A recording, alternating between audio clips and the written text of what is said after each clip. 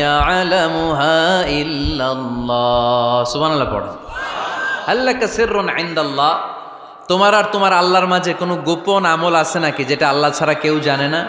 জীবনে আমাদের প্রত্যেকের এমন কিছু গোপন আমল, ইবাদত আর দান সদকা করা দরকার যেটা দুনিয়ার কেউ জানে না, জানে আমার রব আর জানি আমি। এরকম দান থাকার দরকার আছে না নাই?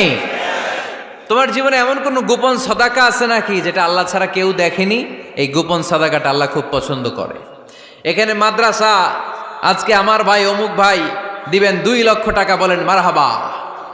এটা উনি আল্লাহর জন্য দিতে পারে, মারহাবার জন্য দিতে পারে, ঠিক কিনা? কিন্তু রাতের আধারে রাস্তার পাশ দিয়ে হেঁটে যাচ্ছেন, মসজিদের দান বাক্সটা লেখা, উপরে সাইনবোর্ডে লেখা মুক্ত হস্তে আল্লাহর ঘরের জন্য দান করুন। কেউ নাই, কাক পক্ষী নাই। রাত বাজে 2টা, হঠাৎ করে পকেট থেকে 1000 টাকার বা 100 টাকার কচকচে